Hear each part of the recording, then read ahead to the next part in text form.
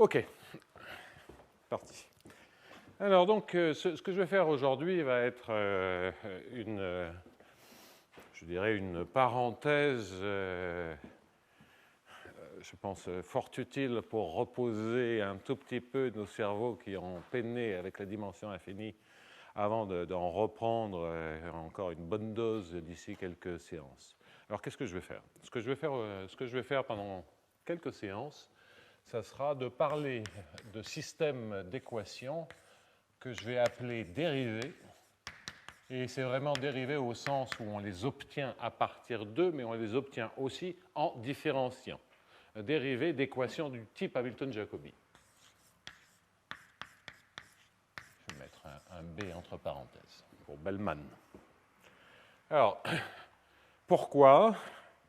C'est parce que l'on a vu jusqu'à présent qu'en dimension infinie, dans le cas où on avait une interprétation de contrôle optimale, on pouvait repenser aux équations de Milford-Games en dimension infinie, celles que j'ai baptisées de fondamentales, comme étant l'équation vérifiée par un certain gradient ou différentiel d'une solution d'une équation d'Hamilton-Jacobi-Bellman. D'où l'idée d'essayer de comprendre la structure de ces équations en regardant ce qui se passe d'abord en dimension finie. Alors donc, je vais commencer par des exemples. Fondamentalement, je vais traiter pendant un bon moment, je vais traiter l'équation suivante, du sur dt plus un h de gradient u égale, et éventuellement, il y aura ici, donc je vais le mettre entre parenthèses, il y aura un grand f de x, donc variable séparée pour simplifier. Ceci va avoir lieu pour x dans Rd, t positif, donc on est en dimension finie.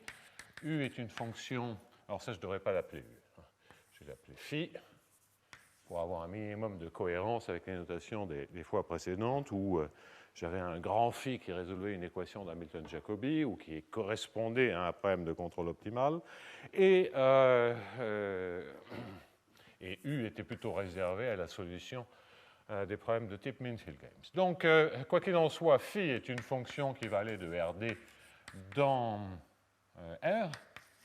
Je vais tout supposer périodique, mais en fait, on pourrait très bien aussi bien travailler dans Rd, il faut faire attention aux conditions limites. Je retire ce que je viens de dire, je ne vais surtout pas supposer que c'est périodique, ça serait catastrophique, parce que des fonctions convexes périodiques, pas terrible, hein? Ça limite un peu la généralité. Donc, on va avoir des fonctions à croissance au plus linéaire, on va faire ça. Allez, hop. Déjà, là, il y en a quand même un peu plus. Au plus linéaire, de phi à l'infini. Mais je ne veux vraiment pas trop me préoccuper de ces questions d'infini. Donc, de ce qui se passe quand x tend vers l'infini. Donc, vous comprenez bien, il y aura un f de x, mais je vais, dans un instant, tout de suite prendre f égale à 0. Et évidemment, ceci est complété. Ah, ici, Sensei est arrivé. Unfortunately, the course is in French, you know that, huh? Okay. But of course, if you want to ask any questions, please do so in English. Huh?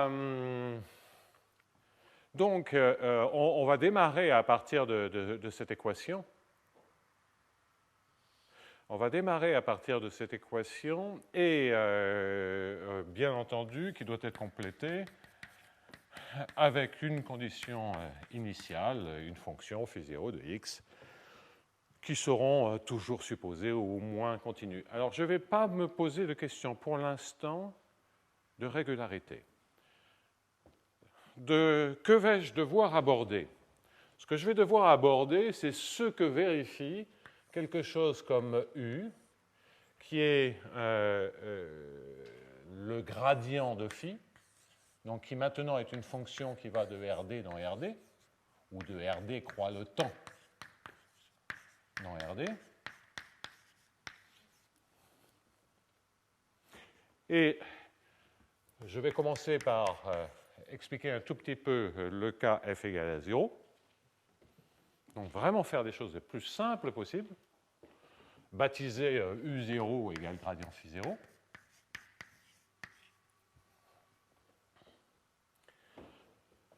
Et de sorte que l'équation qui est ici, eh bien, on peut dire que dUi sur dt eh bien, est donné par moins, c'est-à-dire ça fait plus d sur dxi de h de u égale à 0.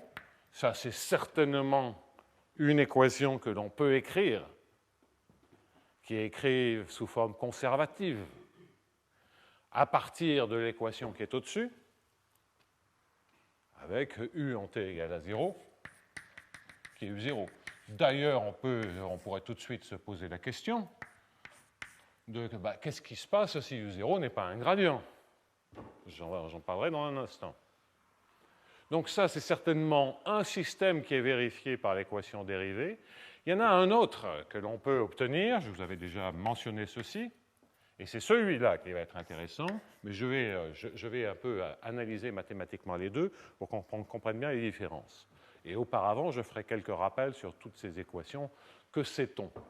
Et pourquoi ce que l'on sait n'est pas adapté à ce que l'on va faire?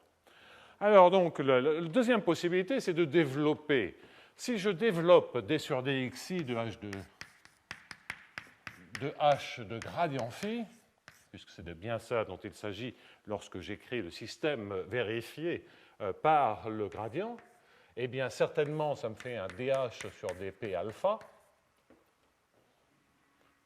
À l'intérieur, il y a gradient phi, ça c'est u.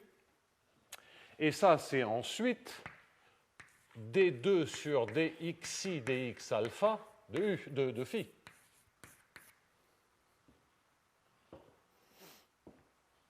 Et donc ça, je peux le regarder par la symétrie des dérivées secondes. Je peux dire ou bien que c'est d sur dxi alpha de ui, ou bien que c'est d sur dxi de u alpha. Alors d sur dxi de u alpha, c'est simplement d'écrire cela de manière non conservative, de développer la différentielle.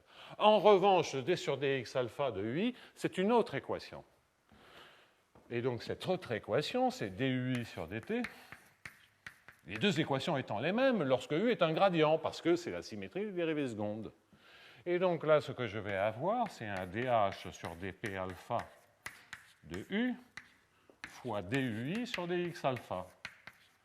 Donc là, vous voyez que la situation que vous avez est complètement différente dans le sens où chacune des composantes du gradient vérifie une équation de transport sous forme non conservative avec le même champ de vecteurs. Elles partagent toutes ces équations, ou toutes ces inconnues UI, partagent toutes le même champ de vecteurs.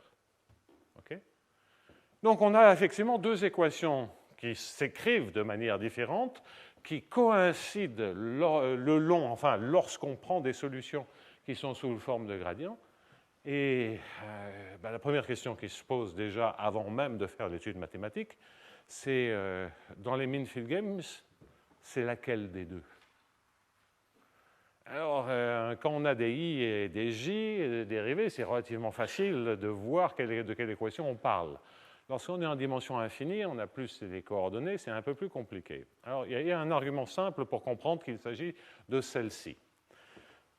Mais auparavant, je vous rappelle que l'équation, très très rapidement, l'équation ressemblait à quelque chose qui était comme ceci, un h de m et de défi.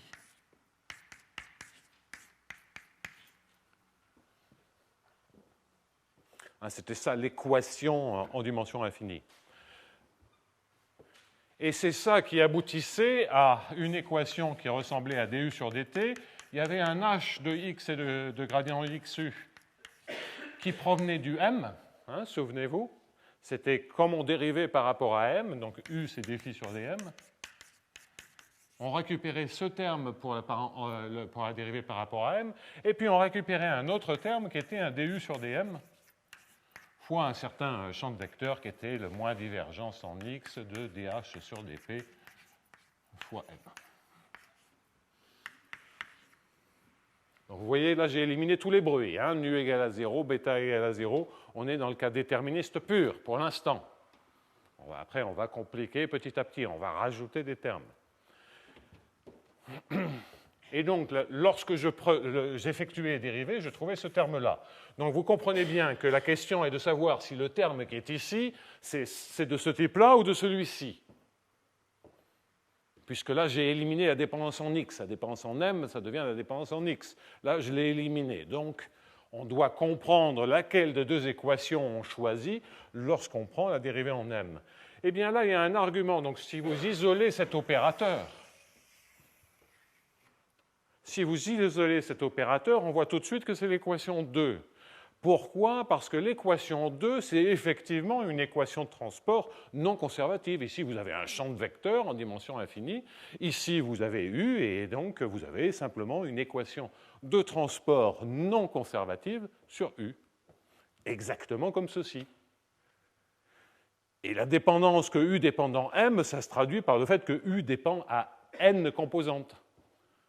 Pensez à de la discrétisation. Si l'espace est discret, vous avez m états possibles, les masses de Dirac, ce sont des histogrammes, et c'est U1, U2, UM. Donc c'est U1, UD si vous avez des états possibles. Des états possibles. Des états. Oui, enfin, des états, oui. Enfin, bon, bref, petit d état possible. Alors, donc, une autre manière de dire les choses, c'est que si vous fixez ce champ de vecteurs, eh bien, si U est solution, U carré est solution de la même équation, s'il n'y a pas ce terme-là. Et effectivement, ici, lorsque vous prenez U carré, ben, ça fait n'importe quoi. Vous prenez ici UI carré, ben, c'est solution de la même équation. Voilà. Donc, voilà pourquoi, ensuite, on peut un peu mieux comprendre pourquoi c'est bien cette équation-là, mais voilà l'argument qui consiste à voir que l'analogue de ce qu'on a vu de manière très opérationnelle, sans vraiment comprendre pourquoi ça marchait, ce que l'on a vu jusqu'à présent, ce que l'on a découvert, et effectivement relève en dimension finie d'écrire cette équation-là à partir de l'équation d'Hamilton-Jacobi. Bien. Alors, avant de vous dire des petites choses sur ces équations-là, je suis obligé de faire des rappels. Alors, le but du jeu, c'est quoi? Avant de faire ces rappels, le but du jeu, c'est de dire, bon, ben,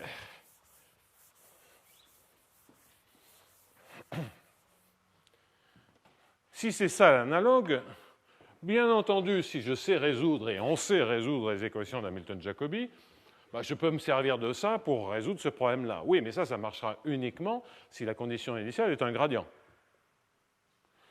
Donc, la première question que l'on va se poser, même si f est égal à 0, c'est qu'est-ce que je peux dire lorsque U0 est quelconque, et pas simplement un gradient. Donc, ça, je vais l'enlever, et je vais me poser la question, qu'est-ce qui se passe, que ce soit pour l'équation 1 ou pour l'équation 2, que se passe-t-il lorsque je prescris une condition initiale, U0 quelconque? Lorsque c'est un gradient, il y a aussi des choses que je peux dire grâce aux équations d'Hamilton-Jacobi. Mais si ce n'est pas un gradient, que puis-je faire? Voilà, et donc on voit bien que ça, c'est le premier pas, parce que si je veux rajouter ensuite la dépendance en x qui n'est pas un gradient, ben, et là encore, il faut que j'ai compris comment ça marchait. Si je veux rajouter des termes, et si je veux surtout être dans une situation qui ne correspond pas à du contrôle optimal et donc pas à une équation d'Hamilton-Jacobi, il faut que j'apprenne à travailler directement sur ces équations. D'abord en dimension finie, puis en dimension infinie. Donc, ce que l'on va faire, c'est apprendre à travailler sur ces équations en dimension finie en rajoutant les termes de plus en plus compliqués. Les termes en x, les termes en dérivée seconde, etc., etc. Et on va le faire pas à pas parce qu'à chaque fois, on va introduire des arguments nouveaux, de plus en plus sophistiqués. Donc, je vais commencer par les choses les plus simples et on va compliquer petit à petit. Alors, donc, il s'agit de comprendre ce système-là. Mais il est quand même utile, comme il y a une intersection avec les équations d'Hamilton-Jacobi, ou il y a une intersection avec d'autres équations en dimension 1 ici, il est quand même utile de faire quelques rappels. Donc, peut-être auparavant, une petite remarque, c'est que lorsque d est égal à 1, les deux équations sont les mêmes. Si petit d est égal à 1, les deux équations sont les mêmes, parce que il n'y a qu'un seul indice. Donc, de choisir I alpha ou alpha I, ça revient au même. Donc, 1 et 2 sont formellement équivalents, mais ça, c'est uniquement formel. Pourquoi? Parce que en tout cas, sont équivalents si on a des solutions régulières. Donc, OK pour des solutions régulières. Et ça, c'est un peu gênant, comme on va le voir dans un instant. Alors, si on regarde la deuxième équation, donc du sur dt plus 2, la première équation, ça c'est ce qu'on appelle une loi de conservation scalaire.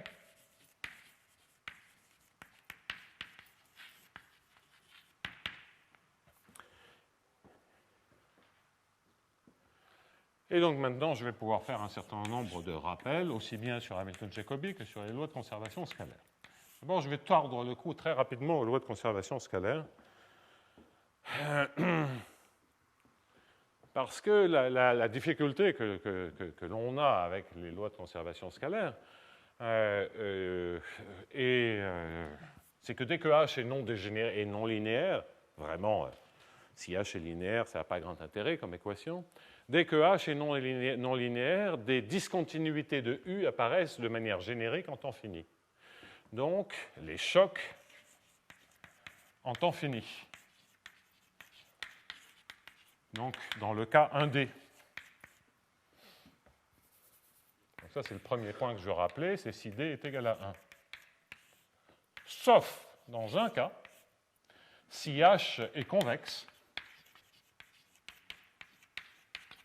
et U est monotone, c'est-à-dire au sens est croissante.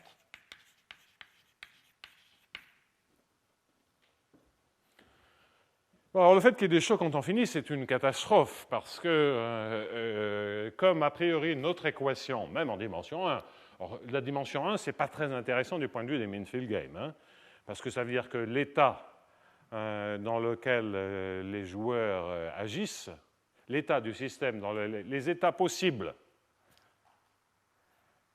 du système dans lequel les joueurs agissent, mais il n'y a qu'un seul d'état, donc il n'y a pas grand-chose à faire. La dimension 1, ça veut dire qu'il y a un seul état.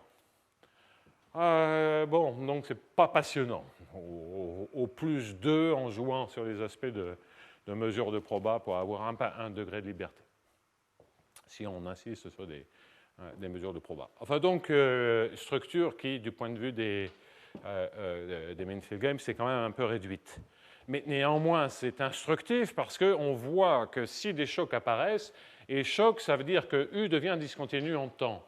Alors, si vous ne savez pas pourquoi c'est, on va prendre un exemple. du sur dt plus U du sur dx égale à 0. Et ça, qu'est-ce que ça veut dire, hein? Donc, c'est d sur dx du 1 demi de U2, c'est l'équation de Burgers à 1 demi près. Ça, qu'est-ce que ça veut dire? C'est que les valeurs... Lorsque vous avez ici une équation comme ceci avec une constante, ce que vous allez être en train de dire, c'est que vous prenez un profil et puis vous le déplacez avec la vitesse c. Ouais, enfin bon, dans un sens ou dans l'autre, je ne sais jamais. En fait, c'est dans l'autre sens. Hein. Plus de U du sur dx. Hein. Si tu as un c ici, tu penses que c'est ça? Hein? Bon, admettons. Alors, ouais. Ouais, tu as raison. tu m'impressionnes.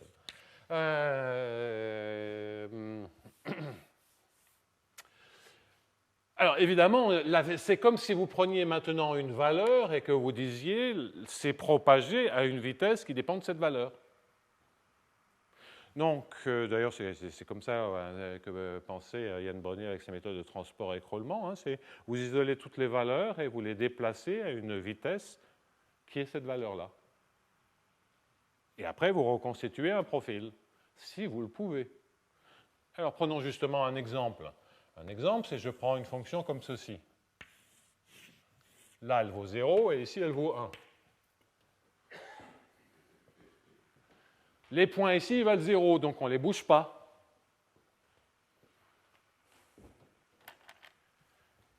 les points qui sont là, ils vont avancer à la vitesse 1. Et donc, ils vont avancer, ils vont avancer, ils vont avancer, mais ceux-là, ils ne bougent pas. Et donc, il y a un moment où on va arriver à une discontinuité.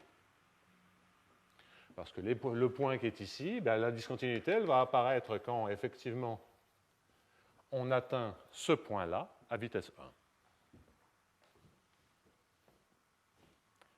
OK, et vous observez que là, j'ai un profil décroissant. En revanche, si j'ai un profil croissant, il n'y a pas de problème, parce que lui, il ne bouge pas, ça part par là, donc ça étire la fonction, et il n'y a pas de discontinuité qui apparaît. Fin de la démonstration. Voilà pourquoi on a la régularité dans le cas monotone. Dans le cas où U est croissante. Bon, en fait, tout ça, c'est comme d'ailleurs beaucoup de choses des lois de conservation scalaire en dimension 1, tout vient des équations d'Hamilton-Jacobi. Et ça ne s'étend pas en dimension supérieure, donc c'est une très mauvaise interprétation. On a des formules qui s'appellent les formules de Lax-Oleinik. Ce sont des formules pour les équations d'Hamilton-Jacobi. Tous les schémas numériques s'interprètent avec les équations d'Hamilton-Jacobi. Bon, c'est parce que les gens ne connaissaient pas assez les équations d'Hamilton-Jacobi pour réaliser que 90% de ce qui avait été fait sur les lois de conservation scalaire, c'était en fait quelque chose sur les équations d'Hamilton-Jacobi. Bon. Sauf tout ce qu'a fait Oleinik avec ses conditions de pente, etc. Tout ça, c'est clair sur Hamilton-Jacobi. Mais les choses ont changé avec ce qu'on appelle les solutions anthropiques et les solutions et les conditions d'unicité de Khrouchkov, dont je ne parlerai pas, qui sont justement destinées à rétablir la question, l'unicité, ou comprendre ce qui se passe lorsque des chocs apparaissent. Donc, ce sont les développements de solutions de Khrouchkov, il y a l'interprétation des solutions cinétiques, ça sont des vraies propriétés de loi de conservation. La plupart des propriétés dont je pourrais me servir sur la loi de conservation scalaire viennent de Hamilton-Jacobi. Donc, c'est pour ça que je me concentrais sur Hamilton-Jacobi, dans les rappels. Et après, je parlerai un tout petit peu du point 1. Alors, sur les équations d'Hamilton-Jacobi, on a une notion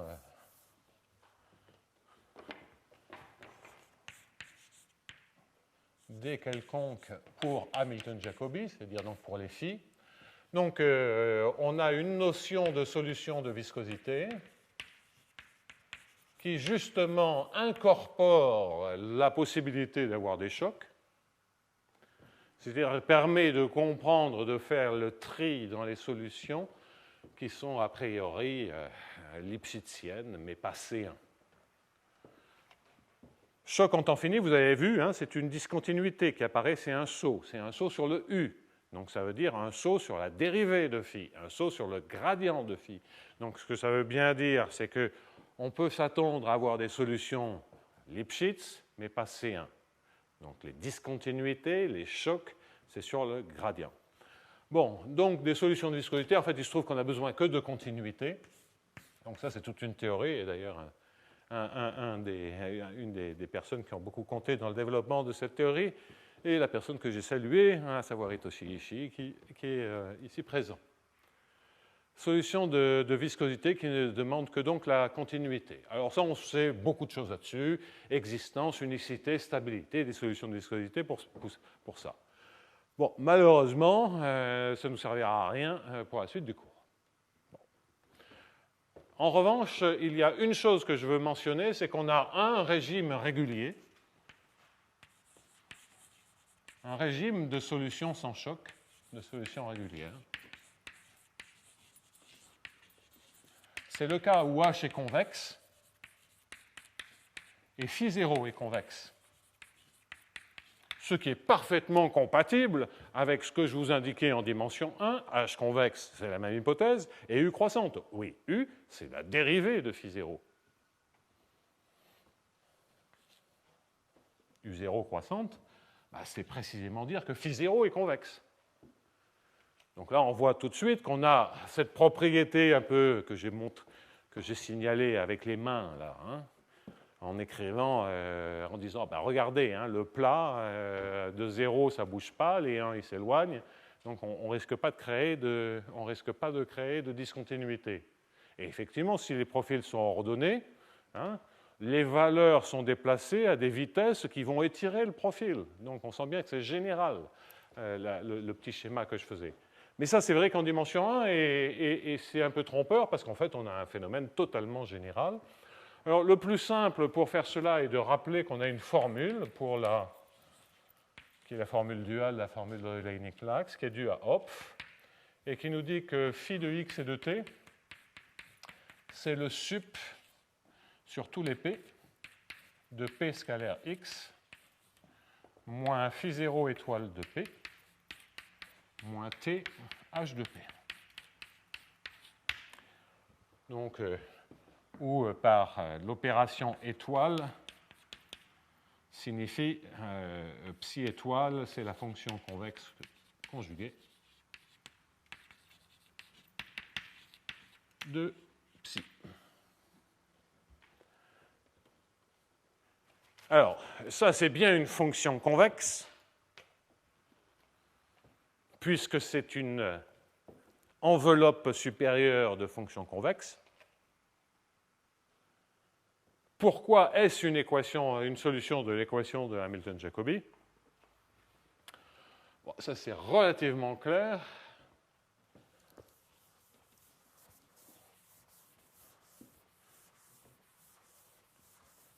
Parce que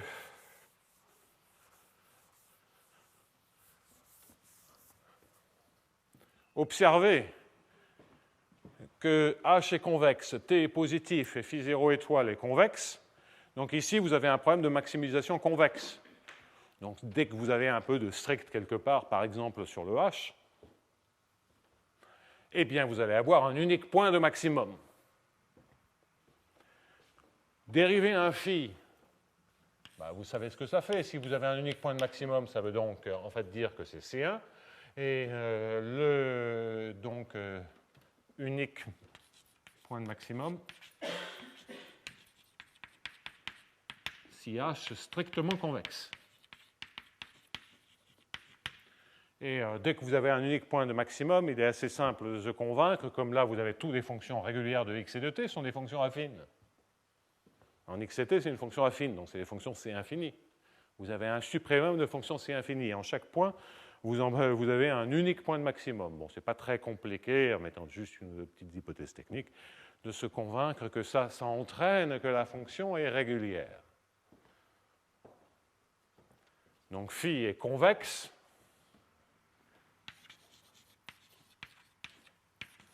Et C1. Et en fait, même C infini, si j'en ai envie, en mettant suffisamment de régularité partout.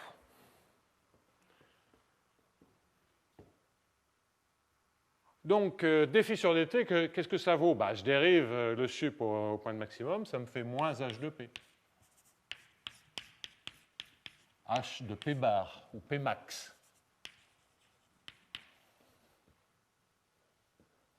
Qui est le p qui maximise cette expression.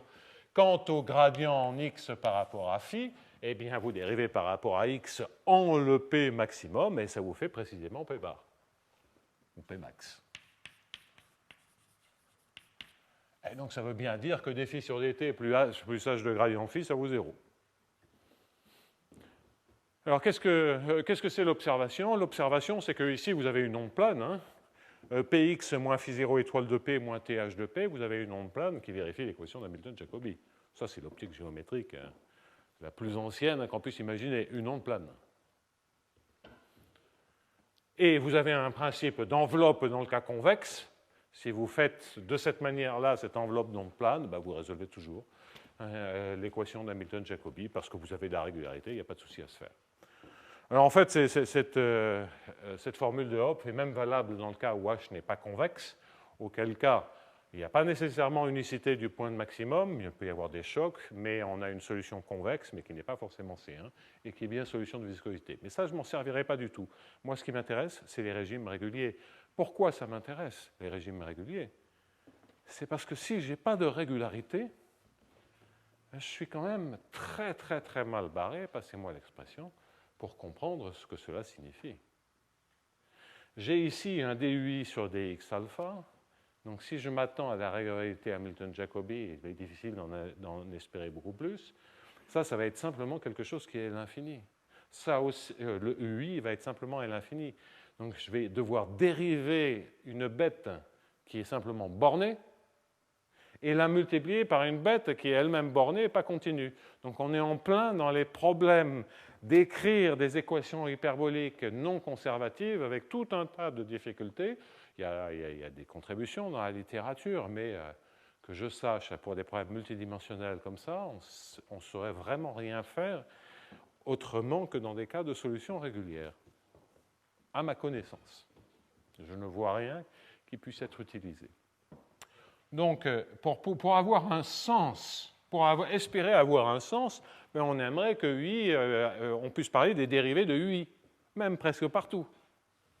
D'avoir un tout petit peu de contrôle sur une dérivée de UI. Mais avoir un petit peu de contrôle sur une dérivée de UI, c'est avoir des contrôles sur deux dérivées des équations d'Hamilton-Jacobi. Ça, c'est de la régularité. Ce sont des régimes de solutions régulières. Et donc, la seule indication que l'on ait pour les équations d'Hamilton-Jacobi avec des régimes de solutions régulières, c'est essentiellement le seul régime connu, et le cas particulier de dimension 1 montre qu'il n'y en a pas d'autre. Et donc, la moralité, la conséquence, c'est que si on veut avoir un espoir de gérer le cas 2, il va falloir travailler dans des situations qui, dans le cas des équations d'Hamilton-Jacobi, correspondent à une situation convexe, puisque c'est le seul régime régulier. Donc, l'intersection de 2 et de 1, ça doit être le régime régulier convexe dont je viens de parler.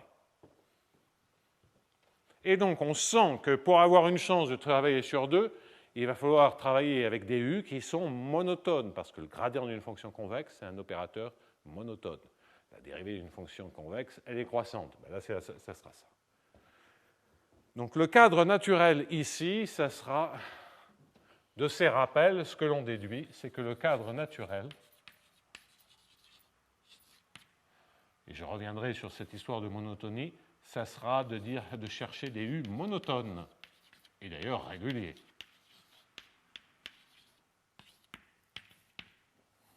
Je mets des points d'interrogation parce que là, pour l'instant, c'est, comme les Américains diraient, du wishful thinking. Hein, c'est ce qu'on aimerait qu'il se passe.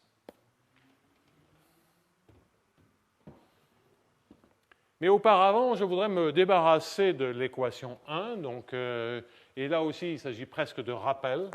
Parce qu'il se trouve que l'équation 1 est traitée dans une des sections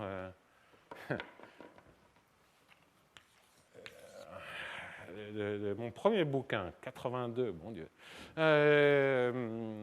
qui était sur les équations d'Hamilton-Jacobi du premier ordre. Il y a une petite section, c'est un bouquin qui est, il y a des tas de choses. C'est un éditeur d'ailleurs qui a disparu, donc le bouquin ne doit même plus exister. Enfin, s'il existe dans les bibliothèques, mais.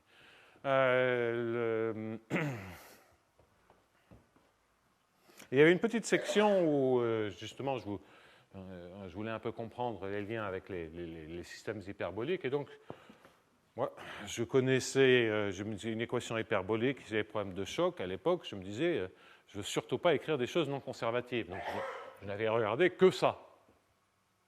Et je m'étais dit, OK, est-ce que ce système-là, si U0 n'est pas un gradient,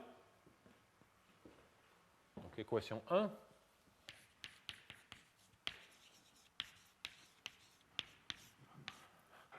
si ce système-là, si la condition initiale n'est pas un gradient, est-ce qu'on sait résoudre ce système hyperbolique? On sait le faire lorsque c'est un gradient. Bon, alors il y a une observation et la réponse est oui, c'est trivial. Donc c'est pour ça que ça fait qu'une section, j'étais très déçu. Parce que d'habitude, quand on résout un problème en maths, on est content. Mais là, c'était tellement bête que je n'étais pas content parce que ce n'était pas très intéressant. Bon.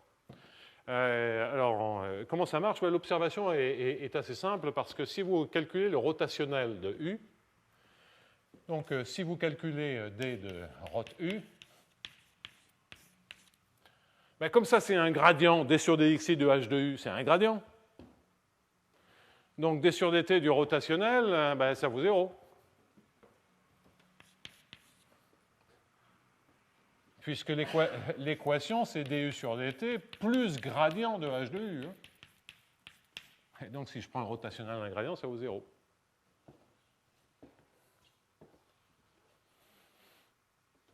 C'est simplement la symétrie des dérivées secondes. Hein, bon. Bon, alors donc ça veut dire que le rotationnel ne bouge pas. Alors évidemment, si je pars d'un gradient, je reste un gradient. C'est pour ça qu'il y a un rapport avec l'équation d'Hamilton-Jacobi. Mais même si je ne pars pas d'un gradient, il suffit de décomposer. Donc si je prends un U0, bah, je vais le décomposer en un B0 plus un gradient phi0.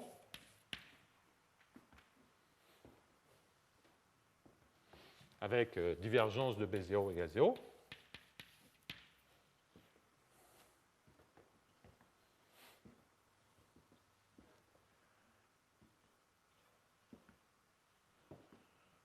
Et donc, bah, vous voyez ce que je déduis de cette opération, c'est que U, c'est toujours B0 plus un certain gradient phi.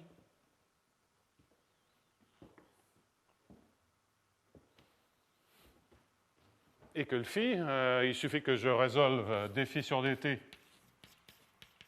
plus un h, alors B0, c'est un B0 de x, hein, plus h de B0 de x plus gradient phi égale 0, avec phi en t égale à 0 qui vaut phi 0. Et j'aurais résolu mon système hyperbolique conservatif pour une donnée initiale quelconque, en ne résolvant que des équations d'Hamilton-Jacobi. Donc si je pars avec un gradient, ben, je n'ai pas ce champ magnétique. Et si je pars avec un phi 0 quelconque, eh bien, simplement, cette partie non potentielle, hein, la partie non potentielle du champ de vecteur, ben, elle ne bouge pas au cours du temps. Et donc, en résolvant cette équation d'Hamilton-Jacobi, qui est simplement un tout petit peu plus compliquée parce qu'elle dépend en x, mais grosso modo, la théorie qu'on sait faire avec un h ben, elle passe très bien avec des h qui dépendent en x. Il y a des hypothèses, mais on s'en fout. Eh bien, cela permet de construire des solutions de viscosité de ce bazar-là, essentiellement lipschitziennes, et d'avoir des solutions sélectionnées, stables, de ce système hyperbolique. Bon, alors la question d'après que l'on peut se poser, c'est OK, là on voit qu'on garde bien le gradient de manière très très simple, qu'on sait résoudre une condition initiale quelconque, mais qu'est-ce qui se passe si U0 est monotone? Est-ce qu'on garde la monotonie? Donc on va garder cette interprétation. Hein, puisque de l'analyse précédente, je sais que la monotonie est une question qui est vraiment cruciale, certes dans le problème non conservatif, mais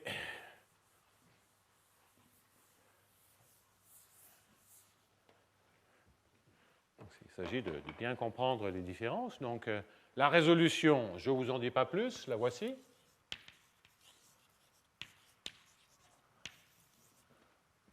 Sur la monotonie. Alors, j'aurais dû le rappeler, c'est que lorsqu'on a un champ de vecteurs qui va de RD dans RD, la monotonie dont je parle, c'est la propriété que V de x moins V de y scalaire x moins y est positif ou nul, quel que soit x et y.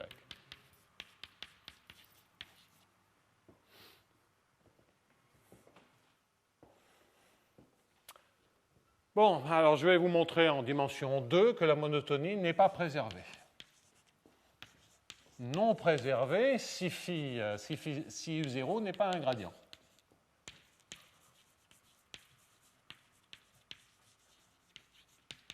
Ce qui sera d'ailleurs une preuve de plus que ce n'est pas la bonne équation. C'est une preuve un peu tordue. La vraie preuve, c'est celle que je vous ai donnée tout à l'heure.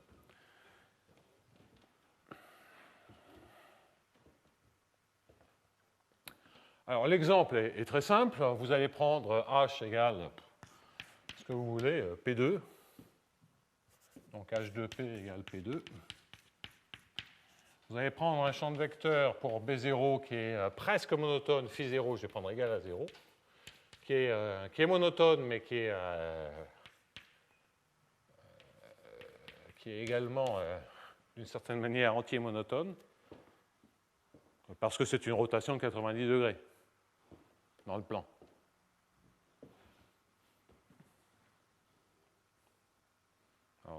tel que je l'ai écrit, c'est pas dans le sens des aiguilles d'une montre, hein, c'est dans le sens... non, c'est dans le sens d'une aiguille d'une montre, là, je pense. Enfin, j'en sais rien, c'est une rotation de 90 degrés. Ce qu'on a, c'est, vous avez que B0 de x, c'est linéaire, et que vous avez que B0 de x moins y, je l'écris comme ceci, scalaire x moins y, c'est-à-dire bien cette propriété, puisque B0 est linéaire, ben ça vaut 0.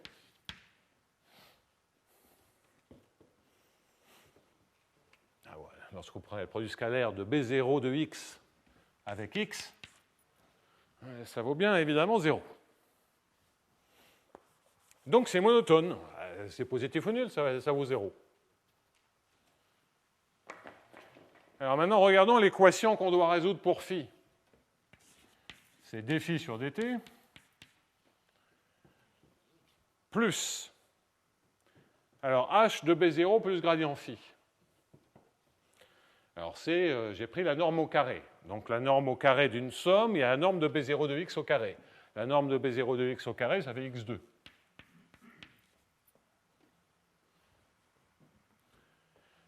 Ensuite, vous avez le double produit qui est 2B0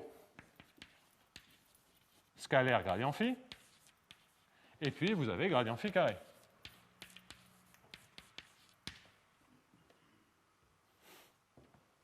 Avec phi en t égale à 0 qui vaut 0.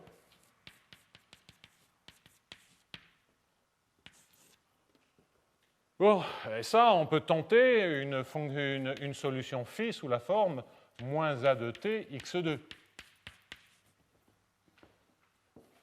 On va voir si on peut ajuster le a de t. Alors, si je fais ça, je vais trouver moins a point pour le défi sur dt, plus 1, c'est le x2. Le b0 gradient phi, c'est fait pour, ça vaut 0 parce que gradient phi, c'est du x. B0 est orthogonal à x. Et le gradient phi carré, je vais mettre un demi, donc ça fait moins a point sur 2. Le gradient phi carré, ça me fait a de tx, donc ça fait plus a2. Et donc j'en déduis que a point sur 2 est égal à 1 plus a2, avec a de 0 égale 0.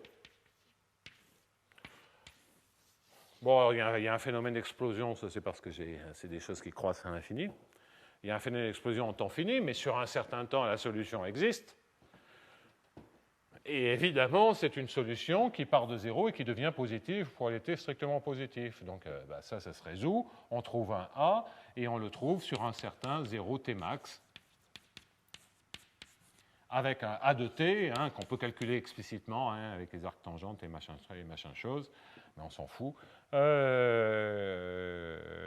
C'est a de t strictement positif si t est strictement positif. Bon. Ce n'est pas les arcs tangentes qui me gênent, c'est les deux. Alors, il faut...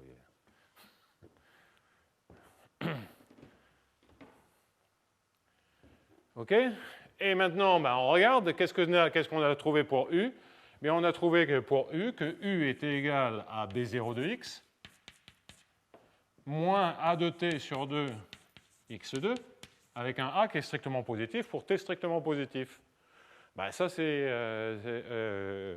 moins a de t x2 sur 2. Non, je dois prendre le gradient. Moins a de t x.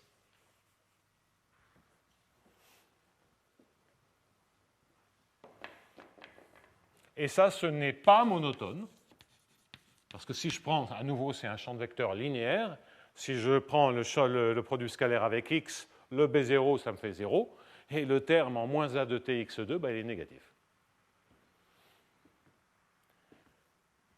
Donc le phénomène de monotonie ou de convexité est spécifique au cas sans gradient, au cas pur gradient. Bref, si ce n'est pas un gradient, il n'y a rien qui marche. C'est-à-dire, donc non seulement c'est pas intéressant parce que le rotationnel est préservé, donc on ne voit pas la partie non gradient, mais elle est juste là pour nous faire perdre le régime régulier.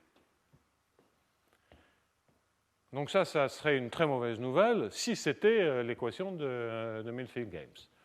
Fort heureusement, je vais la mettre donc de côté, parce que je vous ai expliqué que la bonne équation, c'était 2, et fort heureusement, parce que sinon, j'aurais déjà changé de sujet de cours. Enfin, ça, fort heureusement, c'est une question de point de vue, parce qu'il y a peut-être un certain nombre de personnes dans l'assistance qui auraient été ravies. Bon, alors donc,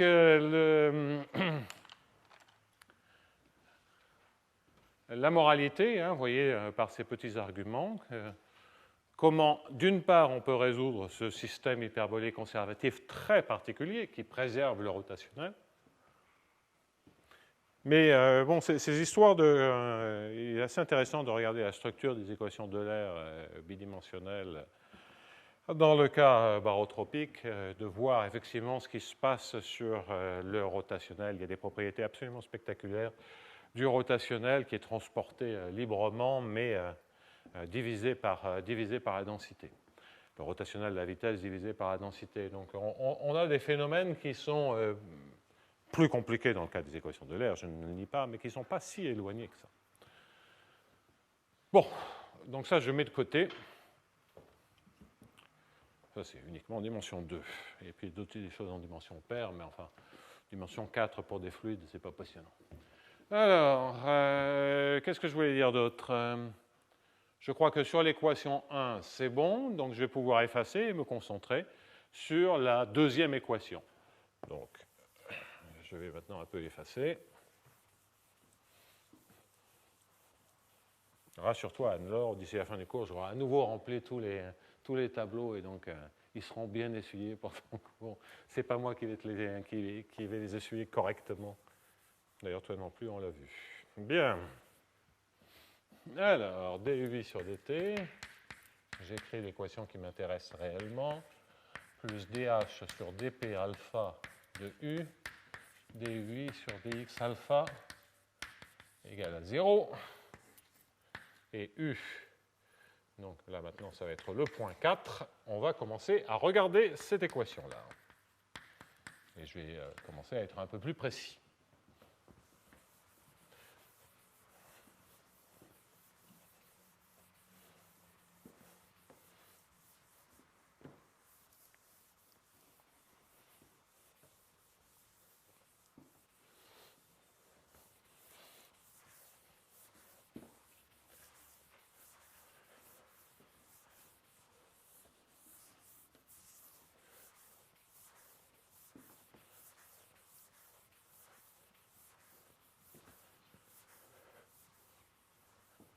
Voilà, alors donc,